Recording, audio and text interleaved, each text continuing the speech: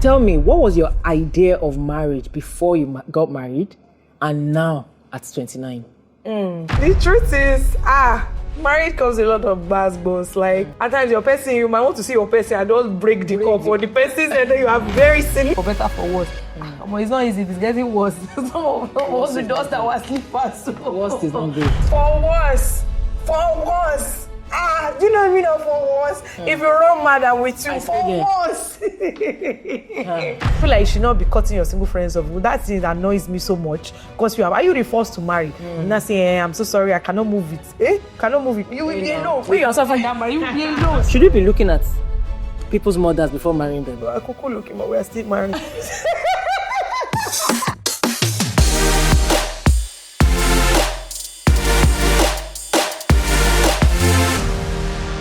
Hi everybody, welcome to another exciting episode of the Dear Ife Series where we have raw conversations, we have honest guests come sit with us and help us to dissect the issues that we bring here, just so we all know that we're not alone in this struggle called life. Today, I have with me a burst of sunshine. You are my sunshine, my Lisa. Yeah. Always smiling, positive vibes only, queen of influence, the CEO, COOC of Malia World. Malia, and everything positive vibes. Welcome, the Olori Ebi herself, Tomike, sitting down right here with me. I will not clap. Exactly. Thank you. Thank you for coming here. I'm so happy to have you. Do you know how much you make me smile? Aww. No, I'm serious. Like when you smile, I just smile. I'm very happy to see you and to see everything that God has, been doing in your life. Thank you. And He'll continue to raise you high and high in Jesus' name. Amen. Tell me, how are you? I'm fine, though. I mean, we're in Nigeria, going through a lot, but I think I'm actually fine. Because one thing I've realized in this life is I don't think there's ever a time or a season that you're not going through something. But at the end of the day, when you look back in 5 years, what you probably went through 5 years ago will be nothing. So in that moment, I just always have that hope that in 5 years' time, when I look at this problem or when I look at this issue, it wouldn't even mean anything in that phase I'll be in. Yeah. So you wouldn't let it weigh you down because you're already going through a lot. The only thing you can do for yourself in that moment is to choose joy. And so that's one thing I always do, like regardless, I have to stay joyful because that's one thing I can do for myself. Yes, so I'm fine. But in 5 years' time, you'll still not forget that your mom is gone. I know, but you know what they say about the pain is that it never goes away, but it gets better with time. Like at times, the way you want, like I lost my godmother. Was it 2021 or 2020? And I remember how I was going crazy that period. But now when I think about her, at times I'm just like, I wish she was here, but I don't feel like I want to break down and start rolling on the floor. Yeah. And so, it actually gets better with time.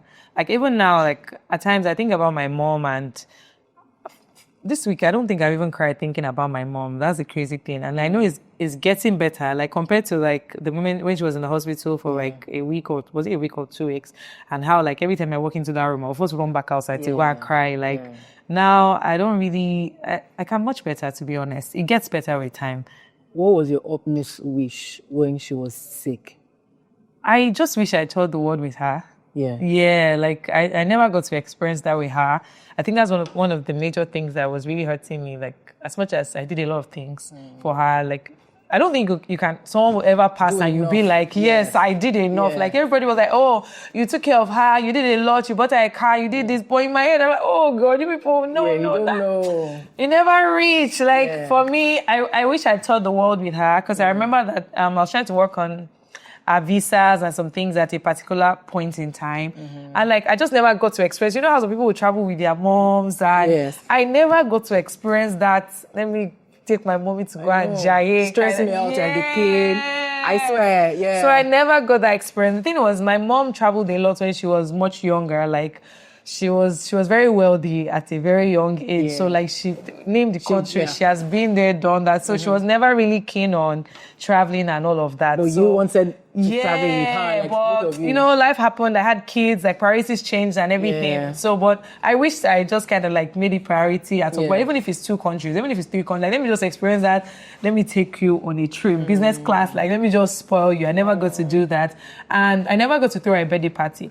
I saw it's a funny thing. Someone close to me, her mom passed, and she was quite young, 53. Yeah. And at the burial ceremony, it was actually a week after my mom's funeral, and I was watching a video of the woman dancing at her birthday party. I was like, this girl, you're even lucky. She your birthday.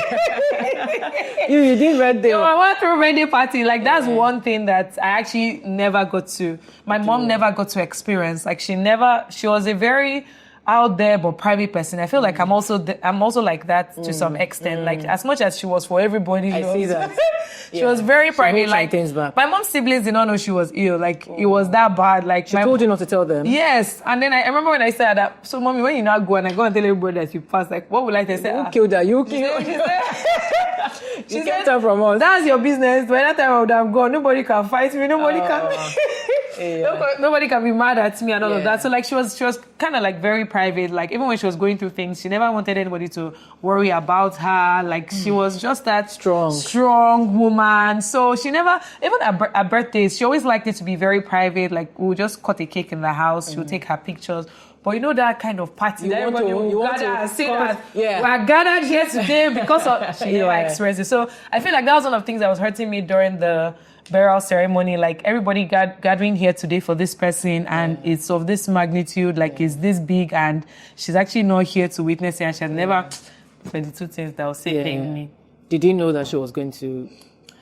I did, but you know the crazy thing with knowing, and I feel like a lot has changed about my mindset. You know, most of the time people tell me, I lost someone, and I say, was person sick? And the person says, yes. In my mind, I always feel consoled that, okay, thank God, it didn't shock them like that. But even when you know that somebody is dying, I feel like nothing still prepares you for how final death is at the end of the day. Like, I knew that she was going to pass, but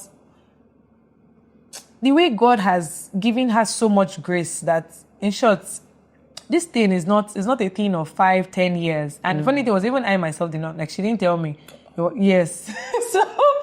So this is somebody that has been going through it for how many years, which is way longer than the period that any normal person would go through. Do you mind if I ask what it is? I'm not telling you. The funny thing, she maybe because we're on camera, I think on camera, but like, she never really liked to like say, I'm going through this. Like, even when she told me, she didn't like tell, so maybe that's why it's hard for me to say, like, because she was just like, we're just praying, what are you going through, this woman?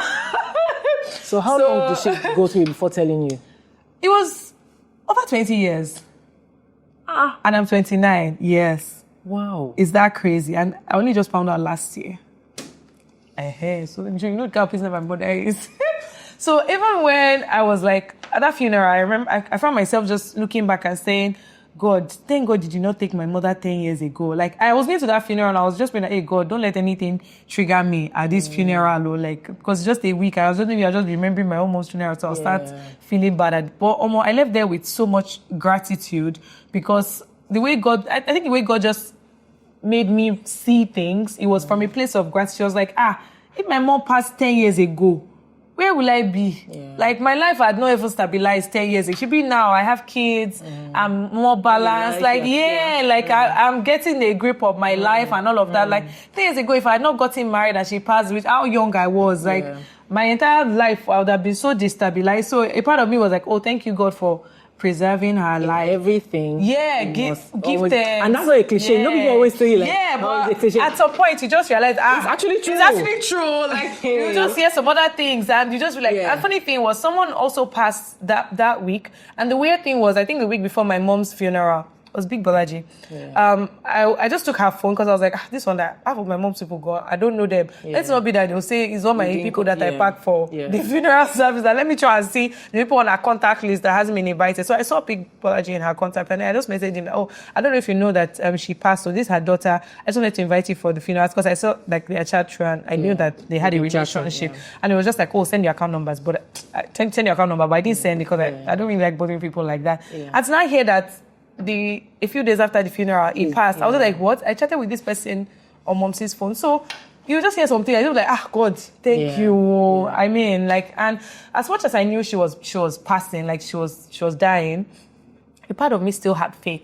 And that's the crazy thing. As a Christian, like they tell you, faith is substance of things, hope for evidence of things not seen. Yeah. So even when I didn't have evidence that she was going to get better, a part of me would be like, for her to, even live longer than her doctors thought that she would live, that means that God will still do it, But just different parts. When you are weak again, it's like, no, God says, dog this, God, I have faith, I'm a child. Was she having faith?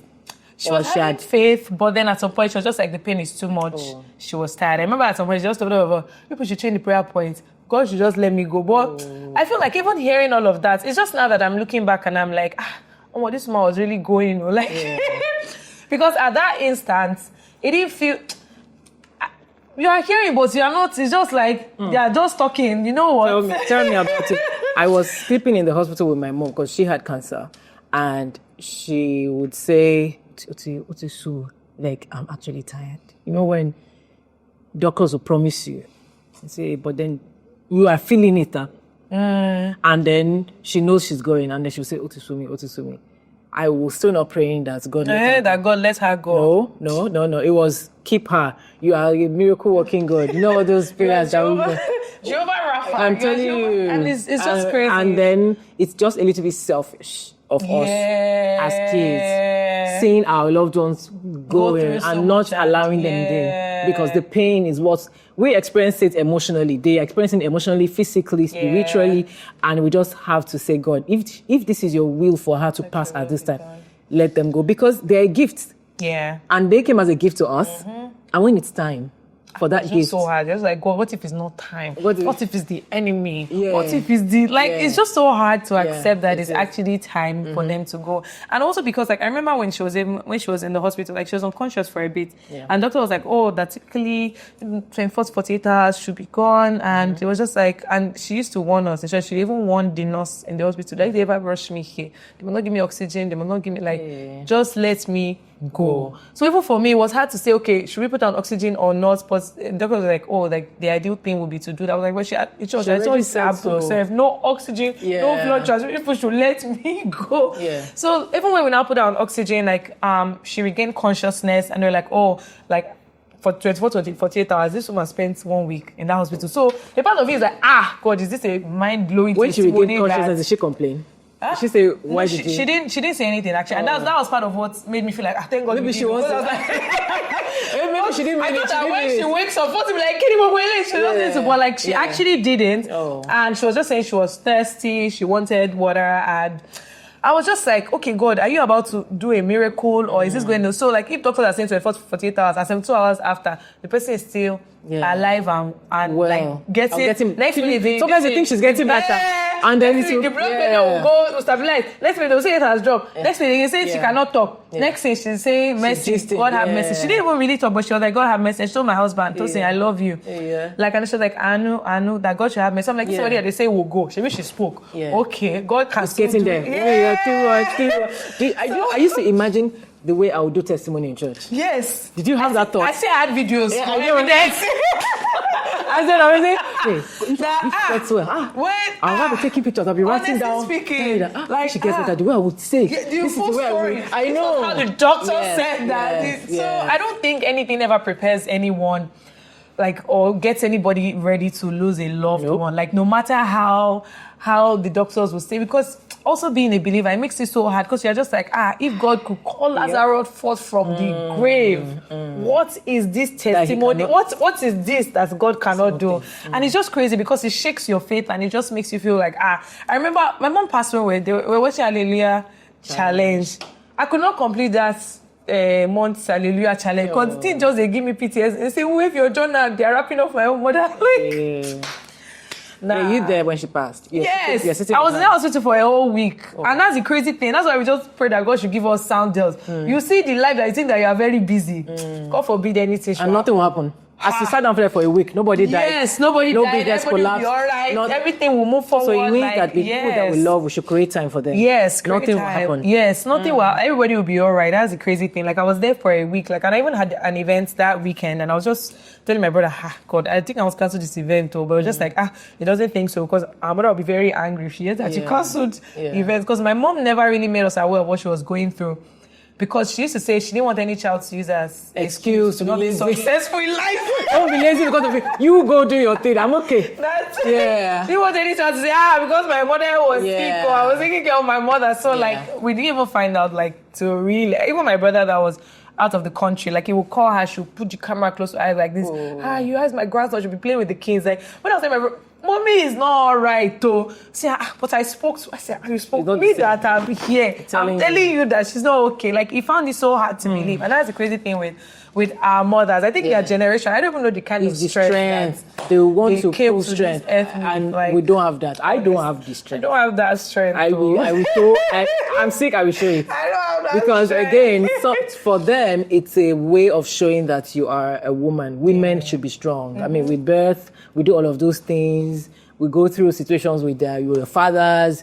But in all of this, I'm holding the fort for you. Holding the praying for you. And all of those things. And it's so okay. I just wish that they were not. Yeah, I wish so too. Because, I mean, I wish she even, like, let a lot of people in to, like, be there for her. Because my mom is the one that is there. Like, she's there for the entire world. Like, even at her wake-up, I felt like I was discovering my mother afresh, like hearing what people were saying. I'm like, where do you see that? Our brother-in-law, I remember I was saying that, that he wasn't even around on the wake-up to speak, that I wish he spoke that everything that they used for the wedding, like even down to his own things, even his family was like, who is this your sister-in-law? That she's the one that actually paid for everything. It was like, even last month, December, she sent me pizza, and I'm like, my mom sent you pizza? Who ordered it for her? Where did she like? It just sounded so weird. Like my mom that was literally sick. Like she sent you pizza. Like I'm like, how were you able to be there for so many people? But like she was kind of a person that didn't want any pity from anybody. She didn't want to stress anybody with her life. Like I don't know. What did her life teach you? It taught me that this life, at the end of the day, we are all going, one day, and that's what will people actually say about you when you are gone. Like, what do they actually have to say? And it also made me realize that everything that you own, I know people say it's this life, when you go, you will not take something, but it doesn't, like, you will really not take it. Like, I went into our apartment and I was like, this place normally, like, there's some places like, you cannot even just step into any, I'll just pour the things on the bed anyhow, just like, they don't burn you well, make you try, when she was alive. And then she has gone and nobody to ever say, oh, she that can but like, everything, like, anything that I want to do, that I will now do. Like, it's just crazy. Like, how do you work so hard? And at the end of the day, it just made me realize that I actually don't want to get carried away by the things of this world. Like, I think people need to attend funerals often to just get a reset. Like, you just sit down, you just be like, you just think about your life afresh. You know, all the things you are even wanting to kill yourself for, the clothes, the shoes, the cars, like, God forbid, till someone goes. It's those things are still there while you are. So I think from what you're saying, what we need to prioritize is our human relationships. Yes, I think so. Because no, those things don't matter. It doesn't matter. Like, if a person dies, like, even quarreling with people, like me, I have an unforgiving spirit. God forgive me. Like, if people offend me, like, I'm not happy with you, but it's in my chest that you're a bad person. Like, I cannot sit down in the same room with you and look at you. I will just behind you and telling if a person is a bad person. So I think it just makes me see life differently, because God forbid you hear the person is gone. Like, you cannot even make amends. You cannot even talk to the person again. Like, it's not that deep. It's really not that deep. How did you tell your baby? Gamma, if you ask them now, where's Gamma? Gamma is up in the sky. Gamma is up in the sky. I think that's what they still do it. They do. No, so also because I didn't go back home, like, after my mom passed. Like, she was in my house for months, like almost a year. So, like, I feel like that house would just always remind me of her. So I never went back home since she passed. Really? Yes, so I never... So we got another apartment? Yes, I'm actually staying with my godmother, Moyo. So I've been staying there for a bit, and we want to move. What will be the house? We don't even know. But I don't want to go back to the house. I feel like if we had gone back, they would have been asking after every time they pass by our room. But also because we're out, I feel like for them too, they feel like, we're in another permanent house. holiday. Yeah. And for children want to go and spend time with Kiniko. So I feel like they don't, and they're pretty young. Yeah. So I just keep telling them, Grandma is up in the sky, and then I show them her pictures now and then, because these children, small now, they don't forget grandmas. I know. And I don't want them to. So I keep showing them videos and pictures, and I say, where's grandma? Grandma's up in the sky. Oh my God. And that's what I say, like, to women, in the community, that you cannot come and go and die. Yes. Because your children will forget you. Yes. So I'm living in this violent home, in this abusive home for my children. But if you go, those children will call another person mommy. Yes, sir. And that's what... And it is what it is. They don't remember. They don't remember. It is what I'm very happy that you're taking this stance. I wish that... I know. I think we all heal differently. Because for me, I just felt like the grief process had to be experienced. Like, cry and all of that and ask God questions at some point. I think for me, why... I don't know. I just know that it's God, because even me, I don't know why I'm more right. Strong. Like, I remember that in the hospital, Sugar Mama TMC, she was saying, is this girl okay? Like, she was asking my best friend, like, is this girl right like this? And I was like, she's okay, Joe, that she knows that I'm actually, because she was just worried that how can I actually be sane? And for me, I know that it can only be God that I'm actually, because I'm a very emotional person, but it doesn't mean that I don't cry. And that's why when people say, oh, make sure you grieve, don't skip the grief. I'm like, if you even people know what I'm going through. Like, I grieve, but I feel like I'm also not grieving. May not even be in the tears. Yeah. Or in the showing people. Yeah. Because for you saying you because people feel like I will come on Instagram and start but I can never do that, because if you know what my mother was, they don't want me when to do that. Embarrassment. Like, why are you doing that? Embarrassing me. But for you to say you can't even go back home. Yeah, it's part of grief. Like, it's just another way to and that's grieve. just really weird. Because me, all I wanted to do was sleep on my mom's bed. Really? Every time. The way I did run from that house. That's all I wanted to do. Just sleep, read her journal. Because my mom used to write. Yeah, my mama did write. If you see Ghana must go books. So all I wanted to do was read, and then it's good to read the journals, because you see different things. This happened. Yes. She thought this. This, and all her prophecies were in the book. Yeah. So imagine reading the prophecies, and you're like, am I really going to actually be this person that she sees? You know how mothers will see you bigger than what you are, and you don't see that about yourself. And so I would read that, and I would be like, really, I would be like this. My mom in her book already said you're going to be on CNN. The day I got featured on CNN, I was crying, and I just put it out like, she actually said it. So I feel, for me, all I wanted to do was sleep on her bed.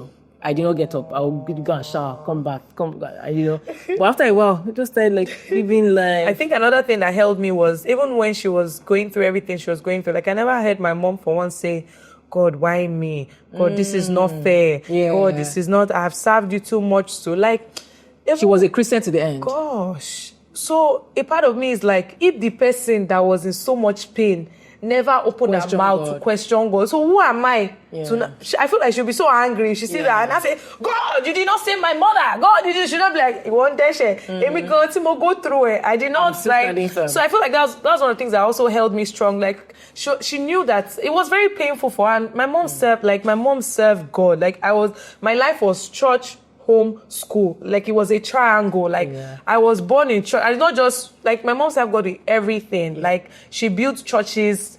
One testimony, one man said that there was a land that he bought. She gave him money to buy for himself. She bought. Later, she now called him that her own. They should give it to redeem the land. The clinical. I'm like, this woman, like, what did it do? Like, she served God wholeheartedly. So if such a person could not be like, God, even after everything I've done for you, why did you decide to, like, she never for once. So just like, God knows why he decided to, even was it John, Paul, which one? He never really said that, but there was something, I don't remember which of them said in the Bible, that there was something wrong with him too, that he was like, oh, this illness or something, if God will not take it away, that but he will still serve God. So she too, if God did not let it kill her all this while, she will continue to serve God. And she's even grateful that she always told God that she wanted to see her kids get married, and she wanted to see her children's children. And that he has actually answered the prayer. That I have 2 children. My brother has 2 children. God has tried for her. He has answered her prayer. So seeing somebody in so much pain be talking like that. Yeah. What's your own to now come and say, God, why? God. So I feel like that's part of the thing that really helped me and also helped my faith as well. Yeah. So That's so impressive. Sometimes when I look at you, I mean, because we're different, because I'm quite expressive online, offline. It doesn't, I mean, I can still be private, but still express exactly how I'm feeling. I feel like sometimes when I look at you and you do the video and you're smiling and all of that, I always wonder, which of the videos have you done that you put the camera down and you felt your feelings in real life? Does that happen? like after filming? After, like, you know how you are, people actually may see you on the road and think they can jump on you. You're always in a good mood. That's not true. Mm-hmm. But then, has it ever happened, or how often has it happened that when you film and you show happiness, when you put the camera down, you're actually dealing with something in real life, aside from your mom's death? Even when I'm filming, I'm dealing with something like this. Now, if I start to think, because there is always something to deal with. Like, yeah. 3 days after my mom died, I had an event I was hosting, but that was the event I was saying when she was in the hospital. I was like, do I cancel this event? I went there, I was, hey, everybody. Yeah. I hosted the event. So after jumping. And she was like, go back to my hotel. I don't think I even cried that day, Steph. And I cried on my way to the event. The morning, I traveled that morning. So in the plane, as I entered the plane, I was like, God, normally, I don't know the flight that I've entered that my mother will not say, are you taking off? Like, so it just dawned on me that, hey, nobody God, will have to, yeah. For the first time ever, I will not hear this woman's voice before I take off. Nobody come. And my mama, she can ask you about your itinerary every second of the way. Have you landed now? Have you gotten there now? So it's just like, nobody, they follow me to bumper like this. Yeah. So I just cried on that. I cried till I slept off on that flight. Because I was like, God, this woman, this is the first flight I'm thinking of. She's not even asking me, have you taken off? Are you about to take off? Or have you landed? So I think that made me so emotional. But when I got to where I was doing my makeup, I just knew that it's almost time for the event. I don't want red eyes. I want energy. I don't want to. So I just had to break it up. I cry on the plane. I've slept. I've woken up. And I think when I even got back to my hotel that night, I didn't even cry, funnily enough. I think that was the day my cousin came to see me at the hotel. And when I'm like, play. What vibe do you want? Just like check your Instagram, the wake up, what's the mood board, what do you want? So like all of that, knowing that she deserved like the best and she was such a perfectionist, I just ginger. It was that wake up I found the mood board that I wanted to use it was that day I found the mood board I wanted to use for the wake up. Yeah. I no cry again that day. Like you go cry, you go tire yourself. So I feel like there's always, people just assume when you see somebody with burst of energy, always smiling, it's like 3, 4, I don't know how many minutes videos, the longest you've done on Instagram. It's 3, 4, 5 minutes. Exactly. And then when you drop it, they're actually living a life that has to do with real issues and emotional and everything. And so when people comment based on those 5 minutes, I feel like it's just not fair. But you know what?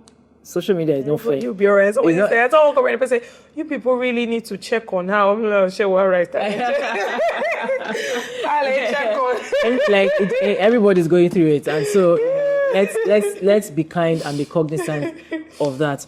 I realized that you going into our story, what is, aside from the burst of energy I see, what's real happiness to you? I think being surrounded by people I love and seeing them happy. I think that makes me happy. Like everybody just be around, you just be gisting because I don't know, it just kind of like takes away your problem that minute because there's one gist here, like just being surrounded by my people and gisting. I think that's happiness because when they now go, you just remember that, hey, I've not submitted but like in that instant, you're happy, you're laughing. I think that's happiness for me. Like a safe space for you. Yeah, just seeing my people, just saying and talking. I think I really, even when my mom was in the hospital, like we did it often because there was times she wasn't speaking. I know, like, oh, she can't hear you.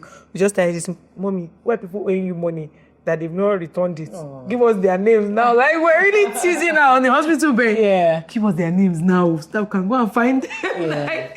like we're just trying to make ourselves happy because at the end of the day, you always find things that will make you unhappy. It's now left for you to pick the happiness in the midst of those things and ensure that you stay happy because you're already sad that this is happening. Yeah. You now decide to remain sad. I don't know, you just be sad forever. Life will be moving. You'll be there sad. So if you can pick happiness, take happy where you can take it, and you keep moving. I think that's it for me. Absolutely. Have you been looking for a healthy and glowing skin? My name is Ife CEO and president of Dang Lifestyle, a skincare brand specially dedicated for melanin-rich skin. Our intention is not to change the color of your skin, but to make it healthy, clear, and glowing. My skin is powered by Dang Lifestyle. To get yours, use the code on the screen to get 10% off on danglifestyle.co. Tell me, what was your idea of marriage before you got married and now at 29? I think that marriage was a fairy tale when I got married. Like, it was just like, your person, your mom. The truth is, marriage comes with a lot of buzz. Like, at times your person, you might want to see your person and don't break the cup for the person, and then you are very silly. I think that's one thing for me that's changed. Do you feel like when people evolve in marriage, how does one accept that? Because you are not the same. I'm not the same. I'm not the same. So, because when we're researching and I was looking at your wedding pictures, like, this is not. I was so young then. No, this is a different. Yeah. Now, the personality hasn't changed much, but the eyes has become wiser, and the words have become more controlled. Yeah. So, how did your husband accept your evolving? And I'm not talking about finances. No, I'm speaking real emotional growth and pivoting into who you are today. The truth is, even till now, I'm still changing, and we're still accepting. I think it just comes from knowing that you have chosen this person. But evolve. It's only when you decide to be a mad person, like you don't, and you want to be mad for the longest duration. That I'm sure that nobody will really want to accept that. But knowing that you actually genuinely love this person, like regardless of what is happening, like this is somebody that you opened your two eyes and said yes, for better, for worse, for richer, for poorer. Just knowing that just makes you. I think that just lays a foundation for. Asha, we'll find a way out, and at the end of the day, we're in it together. Even for me, like, my husband has changed. I've changed. Like, in short, I was not like my husband. My husband is much calmer now than he was earlier. Like, I feel like we're at this stage of our marriage where we don't want to fight. Nobody wants energy. Don't stress me. Let's just quickly settle it. There was a time when 2 days, 3 days, get off, everybody go, no problem. Like, all those say, will not sleep, go to bed, okay. You think that's not practical? If some people are doing it to their marriage. Well, it gets some kind of anger that you don't even want to hear anything. You don't even want to just leave me first. Let me dilute my anger. Like, even me at times, just like, I don't have the energy to transition from anger to happiness. Right? Let me dwell in my anger a little bit. Like, but at the end of the day, like I said, you just have to know that this person, I picked this person. Especially when you now have children. We have children. Are you happy? Are you happy? Let's be going. Yeah, I think that's just what saves it at the end of the day. As long as it's not really like a dramatic kind of like obviously extreme situation. If it's just the normal, you said this. Why did you say this like this? Why did you not say this like this? Why did you? We want to do so. You resolve it, and then God to the whole lamb can see. If God say no man can say yes. Absolutely. Definitely. We're going to get into our story, but before we do, we always take a pledge. So I pledge. What is the pledge? I Ifedayo. Tomike. What's the matter? Be called to. Let's read it. I Ifedayo. Tomike. Promise. To be kind. To be honest. To be honest. And every show needs to say this pledge next. So we can stop interrupting me. Sorry. We'll start again. I. Tomike Adeoye. No, I go first. Boy, I don't know the beginning already. Don't say up 2 times. I don't know. I Ifedayo. Tomike Adeoye. Promise. To be kind. To be honest. And to not ask Ife who wrote in the story. Why can't I ask? You can ask. Quickly do that one. You will say it. No. Say it quickly. Time is going. I ask Ifedayo know the story. You did not say it. You did not say it. You will say it again. No, you don't say it. Because we can't reveal. Okay. And to not ask Ifedayo who wrote the story. Who wrote in the story. Thank you very much. You don't worry yourself. Even if you ask me, I will not tell you. Okay. All right, let's get into it. So you've not tell me. What if I have help for the person? Don't worry yourself. We'll help the person. Whatever you're saying, we help the person. All right, let's get into it. Ife, so my wife and I agreed before we got married that I can't cook to save my life, and I won't help in the kitchen. She also knows I only eat fresh food. Anything else doesn't sit well with me. We both agreed on this, and now she's suddenly forming woke and tired. Women forget agreements once they marry, and reading posts like yours that say they don't have to cook when they're tired just gives someone like my wife reason to carry shoulder. But who is losing and complaining that I have a girlfriend outside? It's her. I don't love the... I know that part again. Sorry, who is losing? But who is losing and complaining that I have a girlfriend outside? It's her. I don't love the girl outside. My wife is the one I love. But we are both working, and I've never changed my mind on our earlier agreements. So if she's the one changing her mind now, she should bear the consequences. Not everything is the way you say it, Ife. I admire you, but you should be real with women. Don't agree to what you know you can't do earlier in the marriage. Everyone has their limits. I don't want any third party living in our house. That was our agreement from the beginning. We have 2 children. Yes, we both work, but I provide 70% of our bills while she handles 30%. I'm the one doing the laundry. I'm just the man. That was the agreement. My mother worked in the civil service and was at the very top level, but she still came home and cooked for my father. She never died, Ife. She's still alive and healthy. Nothing serious ever shook her marriage. So, be honest, how is it my fault that I found someone else to handle what my wife agreed, but now refuses to do? Take a deep breath. Yeah, wow. This is the evolving that you were talking about now. Yep. You agree. Is it a covenant? I agree before, I don't agree again. Abi? Is it not allowed? It should be. It's what I said. It should be allowed. I don't think that... In short, both of them come and say, both of them are at fault. You guarantee you are in love. When you are in love, you are saying things. I will cook for you. On my wedding vow, I promise to cook for you. When last did I cook the cook? You said that's your wedding vow. You promised this? I promise to take care of you. I promise to cook for you. When last did I cook? I used to want food, Sha. Is the cooking that I want? I think that it is a foundational problem. Yeah. Both of them had the problem. Uncle, you too, you like Shino. It's not because of the fresh food. No, please. There is more to the matter. It's not fresh food. There are issues here that have nothing to do with she cooked, she did not cook. She did not cook. And you don't want third party to live in the house. Okay, collect chef that will be going home now. I'm coming. Abi, chef will come, chef will go. Chef will cook. But no, fresh. A woman must cook. That is her duty in life. Women chef day. I love it. No, be only men. My wife must cook.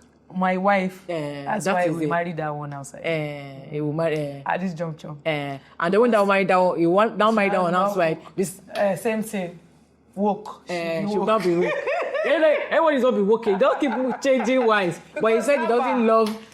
So I was going to ask you, and I'm glad you said it. That what was your own pre-agreement when you were married? That you no longer can do. You know, you're talking about. You said I said that nobody even asked me. I mean, they love that day when pastor they tell me we read our vow. I promised to cook for. Because at the time my husband used to just get promised to cook for me. And here we are today. But thankfully, my husband is not actually that kind of person that will say, "Oh, I'm home now. What will I eat?" Like my husband is the kind of person that if he's home and there's no food on the gas when he walks in, he will enter the fridge, make something for himself. Like his life is really not that hard, and it's not that. I was saying, why did you even tell me? I was saying, I don't want to stress you.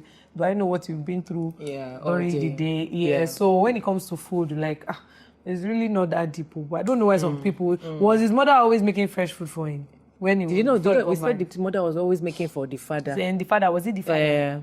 Well, it wants her to be because... So that the mother is the... Do you know what your mother is going through herself? See everything that she will tell you. I not say that. Just like what we were saying, that our mother's generation, the kind of... We don't want that strength. Yeah, exactly. We don't have it. Strong black. Strong black. Some like, no. It's not... No. So I need help. I think he needs to change his perspective. He talked about him doing 70 while the wife It's not even about what she's doing. It's about if she's fulfilled in life. Like, is she happy living in that house? Like, many people think, or some people work because they want to make money, or she should only be working if she's contributing to.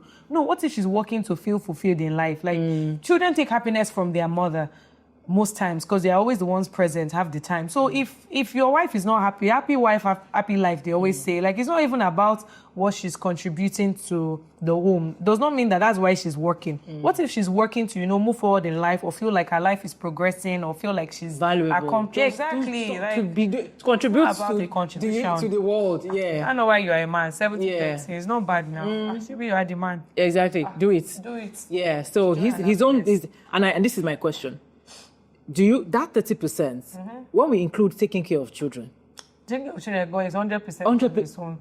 So why are you expecting her that because she did that 30, you don't say he does the laundry? Laundry. You know what we do? Take that laundry, come and be washing it, and so that we'll know that you made I don't even like when people now quantify it or say, oh, this percentage, maybe where I'm coming from, anybody will do anything that they can do, and we all made it together, and we have a happy home. Like, there's nothing like, oh, I'm doing this, you must do this. Everything that is convenient for everybody, let's be doing, let's do it. If it's no longer convenient for you, I think we should find a social. Let's adjust. Should we get a chef? Should we get an additional nanny? Should we get? Let's be adjusting. Not that you not say, no, I'm already doing the laundry. I should not. I've never had such conversations like that. I don't know. Everybody should work hand in hand now. Yeah, what do you feel about marriages that insist on percentage? I don't know how this is working. No. Because tomorrow now I might be bringing 30%. Tomorrow I tell you that I only have 5% to give you because I want to use my money for something else. I don't know how the marriage will survive. That's why I said I just believe in a system that everybody's using their common sense.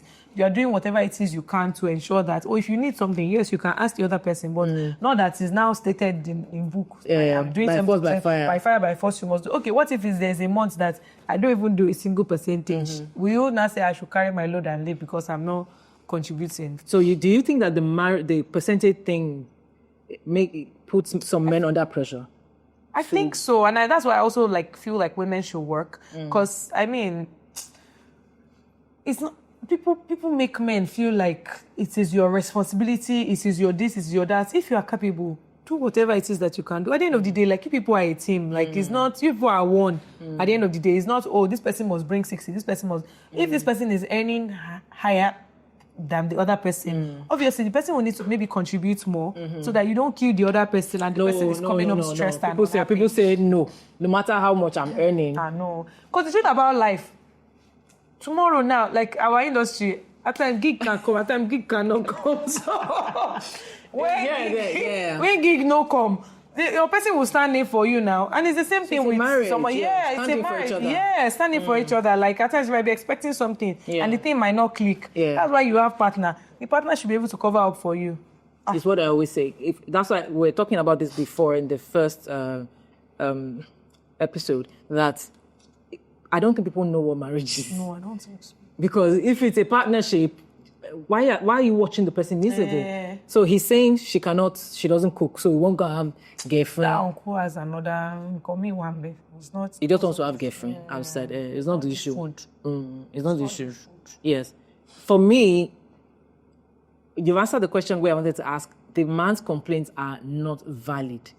If the woman was seated here, what would you tell her? Of course, ask her when she was going to agree that she'll be cooking. You'll be cooking fresh food. And also maybe means of communication as well. The honest truth is there are always two sides to a story.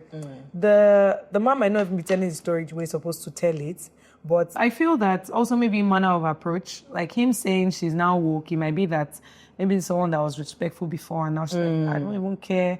This is it. I cannot cook the fresh meal. But if it's something whereby, I'll not lie, men too at times, they don't make it easy for women. But if it's something where you massage their ego and, find a nicer way to... The ego of my husband is kind. Do you think? Yeah. When it comes to food? No, at times too, you might also be the one as for. It's just like me now. So my husband come and meet me and say, "Hey, why have you not? When you give me back, I give you both." So I think it might also be a manner of approach. if both of you are kinder, if you see that this person already moving mad, let me be the saner one. Yeah. Okay, I'm sorry, I cannot cook, I this cannot time. this, I cannot that. If not see that okay, is indeed a way to talk, you now know that you will not bring your own madness. But try a different approach at times. It might just be, oh, I'm so sorry, I'm running late, and this. But every time when you ask that you are, I'm so sorry, and the person is now say, hey, I cannot be. No, this one is a worry. Then you deal with a worry like a worry. You know. So we cannot. They cannot coexist. It will be crazy. Nancy, you wanted to ask something? Yeah, because it's funny that he claims he's cheating because his wife is not okay. If for some reason he's unable to bring 70% finances that is making him raise sugar, is it okay for her to cheat? If she's bringing the 70%, if I'm the one that is carrying everything in the house, I can cheat. Exactly. So since you cannot bring your 70%, your agreement ahead now, your agreement is not entering again. Can I cheat, sir? Well, I would say before Tomike answers that I don't even approve of cheating for no reason. Like, even if it's like cheating is not a response to anything. So him cheating for me is a cheat. The man is a cheat. It's not because she doesn't cook. He's just looking for an excuse. If it's not the cook, it will be the plate or the children. That's right. I feel like a cheat is a cheat. But cheating is not ever a healthy, godly response to a marital quarrel. I agree. In short, everything you have said is true and nothing but the truth. Is that all that you wanted to ask? So, the way that you made promises when you said, I will cook for you, it was doing But I you. did not say it's every day. That's why if you go and play that clip again, I did not say morning, afternoon, and night. So I just said I will cook. So if Mbati say, in 2025, I will still cook. I will. Want it to happen. I will cook. Once this year. Do you think that, looking back, that couples should make such definite promises to each other, aside from what you should as a man and wife? Do you think they should make such structured promises? The truth is, I think it also gives everybody rope. Those rope tough man fire. You need the have you heard Yoruba say? I check. It also puts you in check, just like for better for worse. It's not easy if it's getting worse. Some of us we dust our slippers. Worst is not good. But it's just good to also just believe that if it's for worse, I will trust. We will still stay there. Because if you don't put that for worse now, when it's getting bad, You say, I made no promises. I did not promise anything. No, I don't know this. Yeah, but these are regular vows. But see what they said. She said she'll be cooking for me every day. What's the difference between that one and for worse? Is it not for worse? Is it not for worse? What's the difference between that one and for worse? So if we're thinking of which promise is heavier, for worse, is it not even worse than for worse at this point? For worse. For worse. Do you know what I mean of for worse? If you run mad and with you, for worse. So I think that there is really no manual to this thing called marriage. Let God just be saving all of us that we should not go and enter back and water because at this juncture, anything and everything is possible. Yeah. It's just praying to God for a good and kind person because issues like this, some marriages will hear this issue and they'll be like, what kind of that? Yeah. sounds so strange. And you hear some people say, "I'm boss." Yeah. So the truth is, So you think that those I don't think vows that and anything promises could are... have heard. That some people have even made worse promises than that. Some people they won't hold on to it and say, "Oh, because you said this story." Yeah. So I don't think it's So it's not the promises. It's the people. Yes, It's the people in the marriage. Yes. That made. And the mindset and the foundation. If the foundation is faulty, what can the righteous do? You see, his foundation when he said that his mother will go to work and come back and still cook, foundation. even though she's tired. That foundation is. Should you be looking at people's mothers before marrying them? I could look him, but we are still married. We're looking, but we're saying it and we're still marrying them. Because if somebody look at my mother and go, they feel no marry me. Go, This one will not pray. This one is not a pray. my mother is so not strict. My mother beat me in school. School uni or school secondary? In school secondary, like she brought pancakes come and when Boo hear my mother is coming, they flee. What did you do? I was playing in school and school had closed. So you don't go home after closing? But how many minutes now? Could say to 30 minutes. But you must be crazy for still staying in that school. My After brother was waiting for you. And you know that beating could be a reaction of worry. Yeah, you know? so of course, this guy's not coming now, see me gisting. You will call it. So my final question to you would be to sincerely know, do you think that at the age that you married, you if you're not married then, would you be married now? Based on the things that you know, or... I don't even know, to be honest. So the reason I even got married early, I was always saying that I wanted to get married at a certain short. If you hear the foundation of this, my marriage, since uni, I was saying I wanted to get married at age 24. Yeah. Because I think I was going to be 24 on that particular date, and it was on a Saturday. So it's 24 or something. 24. Now, we start the foundation of I want to get married early, that too. But you know how God say at times there's power in the tongue, and I kept saying it from secondary school to uni, and I actually I was dating my husband when I was in uni. I think when I was in year 2, and I was dating for long already. I both knew that I wanted to get married, so I think that was why I got married early. I just always knew that I wanted to settle down and have kids early on time, and I'm kind of glad that I did, because really, I don't think I have that strength right now with the way my life is going and everything. I think it's just different strokes for different folks. There's some people that it's just perfect timing and God's timing for them to accomplish some things at that age. Yeah, before they get married, or maybe get married after accomplishing something. Because God knows that there's some people that if they get married, they just scatter everything. They'll just say, I'm not doing this, I'm not doing that. I don't have strength for this. So, but for me, I just really wanted to settle down and have my kids early. I wanted to be able to play with my kids with the same energy. Of that teenage, youthful energy, because I don't have energy to be chasing any child, in a few years' time. I don't have that. Come here, I don't have that strength, and I feel like God has blessed people with that kind of strength. But I don't want. What do you tell people who marry young and are evolving in the marriage, but don't know how to, find that balance? Because some people, as they get married, they have that love in their eyes, but then as they grow older, because they didn't experience much before marriage. Then you marry and your life starts going off in a good way. But then how do they find that balance in their home to make sure that they keep it? I feel like they should also talk to people.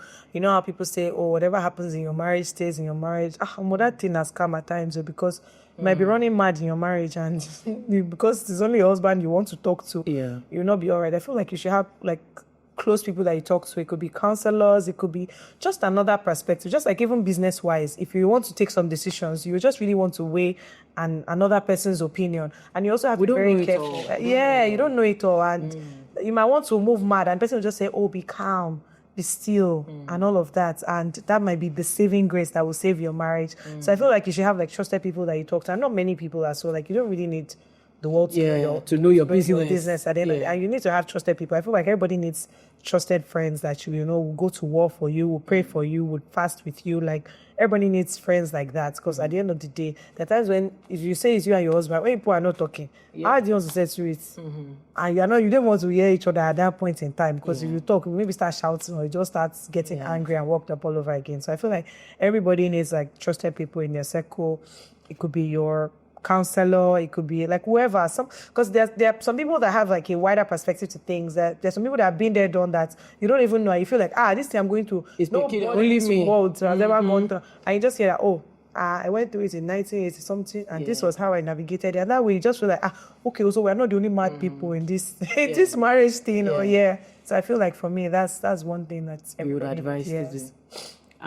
After reading this, I feel like you should not be cutting your single friends off. That thing annoys me so much, because are you the first to marry? Not saying, I'm so sorry, I cannot move it. Cannot move it. You will be alone. When you're suffering that marriage, you will be alone.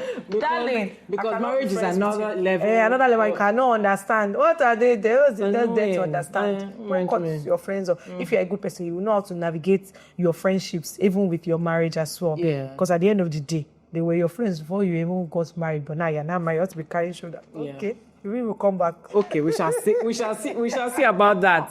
After reading this story, for me, I felt really. I had responded to the man, and I told him that, Oga, your problem is not food. Just stop. That's not the issue. But you know what? we all have, like Tomike said, wider perspective, and let's just all bring it to the table as we always do here to speak honestly and kindly, to one another. If you've been in this kind of situation, or people that have been in this kind of situation, please drop a comment.